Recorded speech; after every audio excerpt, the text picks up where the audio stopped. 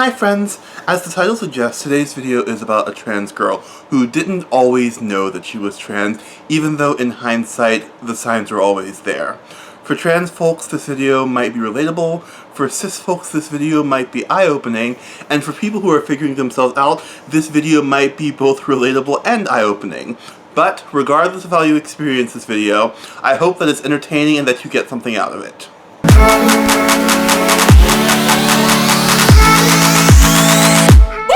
Hello everyone, welcome back, happy Pride, and blessed Litha to all who celebrate. My name's Maddie, and here on this channel we make videos about LGBT issues and mental health. So if that sounds like your cup of tea, consider subscribing. A couple of quick announcements before we get started. First, I wanted to remind you that there is a version of this video without background music. So if background music isn't your jam, we've got you covered. And second, we're starting a Patreon. It's my favorite of the evolutions. If you're a fan of the channel and you'd like to support our work, or if you're new to the channel and want to support a black, queer, trans, disabled educator, you can do so for as little as $2 a month. Some of the perks include bloopers and outtakes from our videos, playlists that have been handcrafted by some of the alters in our system, poetry written by me and Natalie, and short stories and book chapters written by me. If you decide that you want to support us, you will have our undying gratitude. But if supporting us on Patreon isn't in the cards for you right now, that's totally okay. Your support here on the channel is seen and felt and appreciated. Anyway, welcome to part 2 of 10 Signs I Was Trans But Didn't Know It. For those of you who missed the first video, hello! My name is Madeline, I'm a non-binary trans woman, and while I don't necessarily fit the trans narrative of I've always known that I was, insert gender here, I do fit the trans narrative of I've always known I was different. And even though I haven't always known that I was trans, I've always been trans, and that's abundantly clear in hindsight. So a couple of years ago, I talked about 10 of those signs that I was trans, even if I didn't know it, but ever since the original video aired, I've had these moments like, oh yeah, that was a thing that happened, wasn't it? And I'd wish that I'd put those stories in the original 10 Signs I Was Trans video. But then I realized that I probably had enough stories to make a second video, and that brings us to where we are today.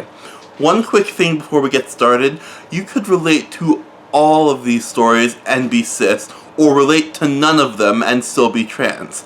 This is not a list of things to check off to figure out who you are.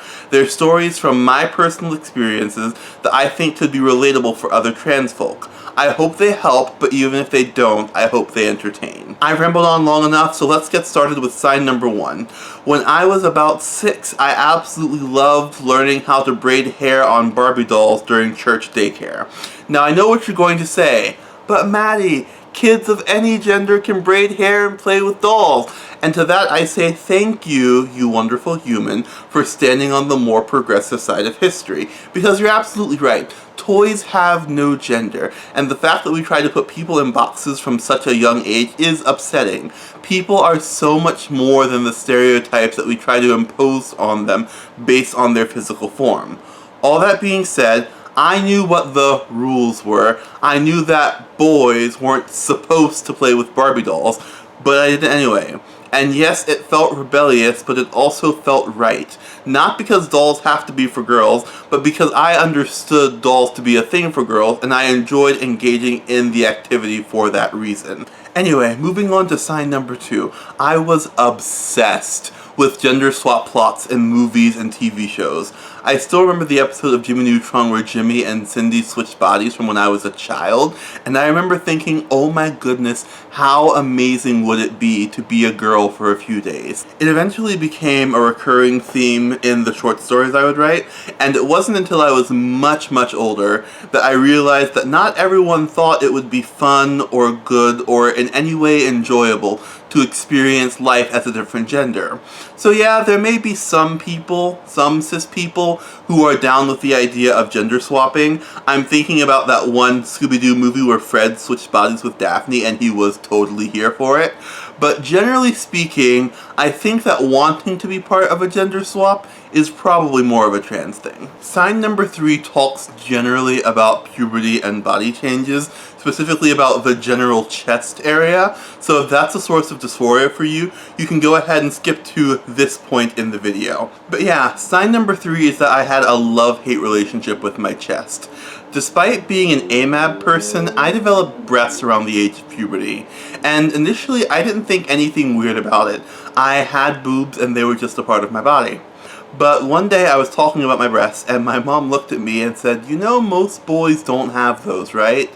Honestly, I'd never noticed, but I went to school the next day and looked around, and sure enough, she was right. From that point on, I definitely grew insecure about my body. I definitely don't fault my mom because she probably saved me from some future embarrassment, but there was no shortage of moments that fueled the insecurity. Like, one day at camp, I was forced to play on the Skins team in a Shirts vs. Skins basketball game, and I got laughed at because I had boobs. I got made fun of for dancing, specifically because my body moved in certain ways, and swimming was an absolute nightmare before I realized that I could wear t-shirts into the pool. I even remember saying on more than one occasion, I wish I could just wear a bikini.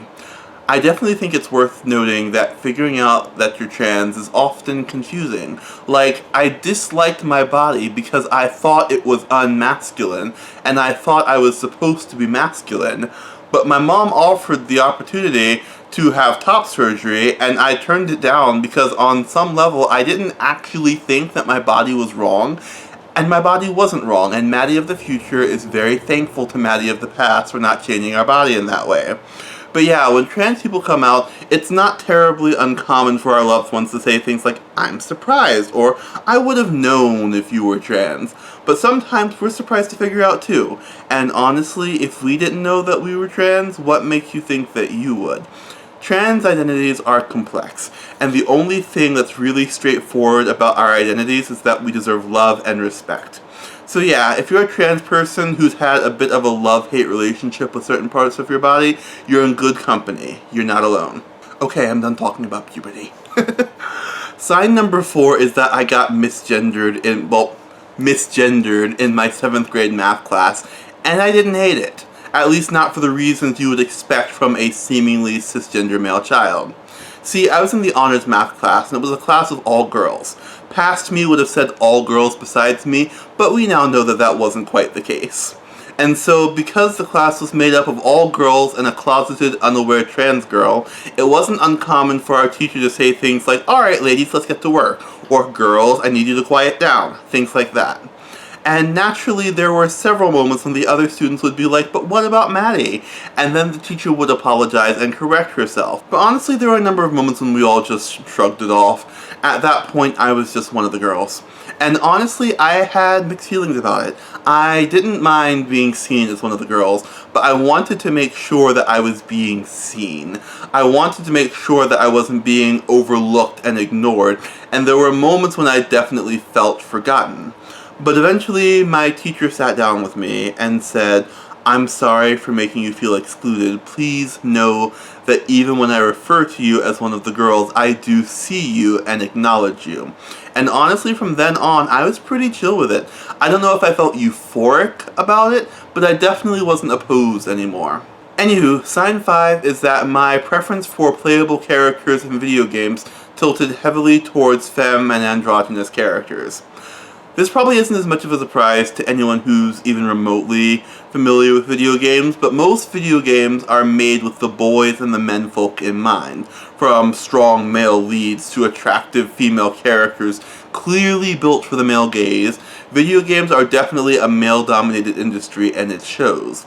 But while I was never really drawn to games that were made specifically for girls and women, I've enjoyed playing as femme and androgynous characters for as long as I can remember. For example, in the 3rd grade, I remember being really excited about this character. This is the protagonist of Final Fantasy Tactics Advance, and while they aren't a customizable character, you do have the option to put your name in and play as yourself. And as you can probably see, this is a rather androgynous character. They could easily pass as male, female, or any other gender. So when I played back in 3rd grade, I played using my birth name because I didn't find out that I was trans until I was 20. But even then, I was excited that the character I was playing as had femme attributes. Then when I was in high school and college, I made it a habit of playing only as the female characters whenever possible. When I played Final Fantasy X, my party was usually Yuna, Riku, and Lulu. When I played Final Fantasy XIII, my party was usually Fang, Lightning, and Vanille. Fun fact, Vanille is actually one of the fictives in our system, so clearly she left a lasting impact on our collective psyche. But yeah, when it comes to customizable games, I didn't create myself as a female character until after I realized I was trans, but still, video games were definitely an outlet for me to express my gender. Sign number 6 is closely related to sign number 5, and it's that I always sought out femme representation in books and TV shows and movies. Quite simply, if a piece of media didn't have at least one prominent female character, preferably one to whom I could relate, I didn't want to engage with it. I wasn't interested. It was something that I was consciously aware of, but I completely misunderstood why I felt that way. Per my reasoning, the reason why I wanted femme representations in the books and movies and TV shows I encountered was because I was attracted to women.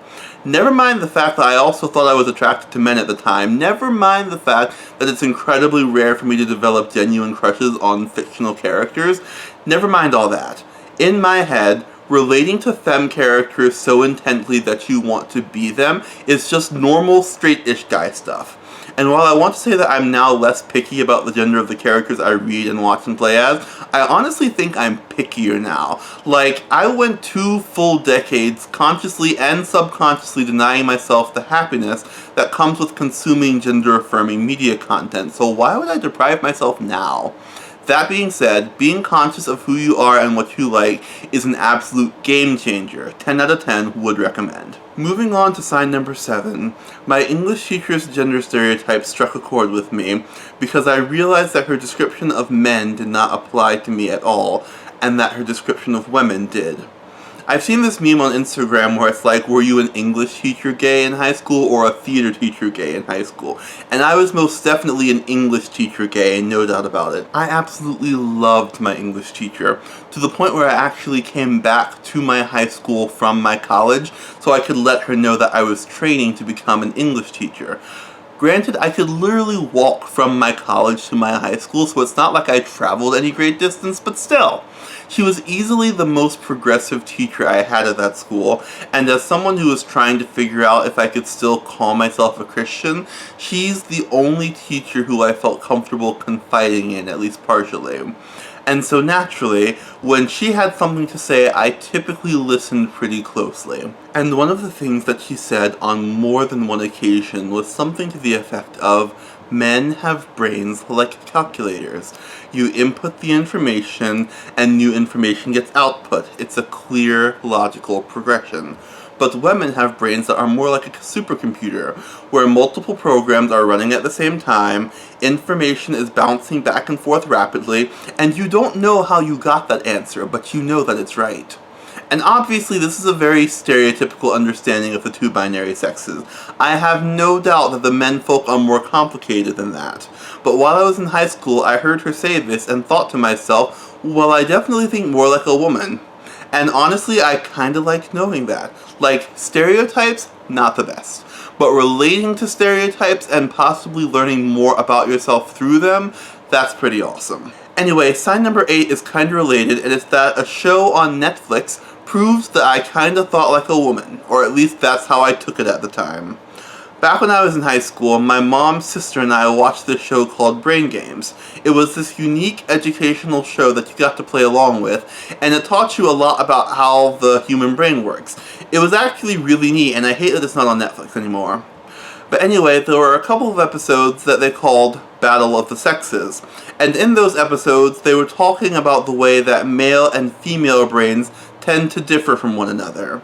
As I've said several times on this channel, there's considerable overlap between the way that male brains and female brains work, but they do tend to have distinct features, and trans people tend to have brains that match up with their gender identity, not their assigned sex at birth.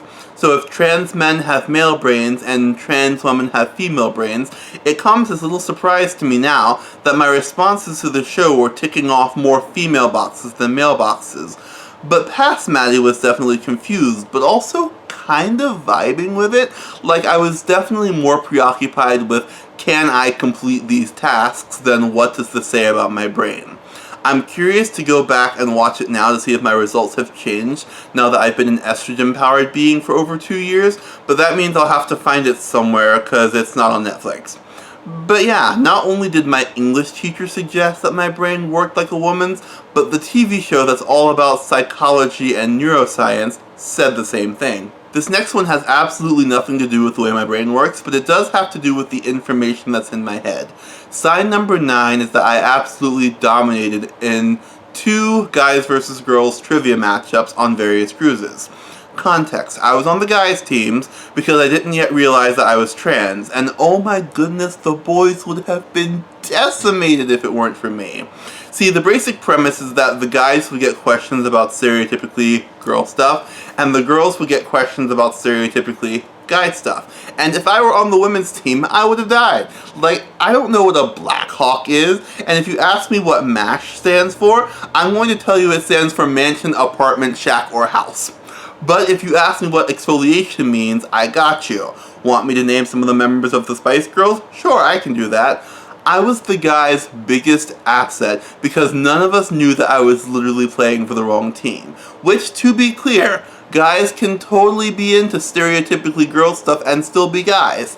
But this video is about me, and I am not a guy. At long last, we reached sign 10, which is actually the very first memory I had that made me think, I can make a part 2. There was this one mobile app called Mitomo that was developed by Nintendo, and it was basically Nintendo's attempt at a social media app. In it, you would create your me, and people who were in the vicinity, usually your college campus, could visit your room, ask you questions, add you as a friend, and so on. I didn't particularly love the app, to be perfectly honest. There was only so much that you could do with it, but the part that I did love was the character customization. When I was younger, I created quite a few Miis, the little avatars that you use for all Nintendo consoles after the original Wii. But the thing that was new with Mitomo was that you could choose clothing for your Miis. Before, you just chose a color and everyone wore the same basic outfit. So given the fact that I'm incredibly indecisive, it took me at least an hour to figure out what my Mii would wear. Not knowing that I was trans, I looked through every single article of clothing in the boys section, but nothing really resonated with me. So after an extended period of, should I? No, I shouldn't, but I really want to, don't do it, I finally decided to look in the girls section. Within minutes, I found an outfit called Gothic Lolita dress that made my heart sing, and after several more minutes of debating the potential social consequences of choosing to virtually wear a dress in a place where my classmates could see it, I decided that my own virtual comfort and happiness was more important than the potential judgment I would receive. And the ultimate plot twist is that literally no one gave me a hard time for wearing the dress, which honestly shouldn't have been a surprise. Most of my friends majored in theater, psychology, sociology, and English. And I'm not sure if this is the case everywhere, but at my college, those were the majors that had a reputation for being super progressive. So yeah, I was quite literally worried about nothing. And the moral of this story is that I need to actually buy myself a Gothic Lolita dress. I think they're cute. No, but really, the moral of the story is that you should take every opportunity you can to figure out how to express yourself. Video games are usually a safe place to try on different hats, so to speak, and experiment with different roles, so allow yourself the freedom to do so, even if you play with your friends. Anyway, that's 10 more signs I was trans but didn't know it. This one was a lot more difficult to make because my memory isn't always the best, but honestly I think that made it more fun. It was kind of like a scavenger hunt except with memories. That being said, I'm not sure if I'll make another video like this one, just because finding 10 more signs might be really difficult. But new memories resurface all the time, so who knows. If you enjoyed this video, don't forget to like, comment, and subscribe. While you're at it, feel free to pop on over to our Patreon and consider supporting us in that way. But no matter what, remember that you're wonderful. and that the world is a better place because you're in it. And as always, thank you so much for watching, and I'll see you again in the next video. Bye!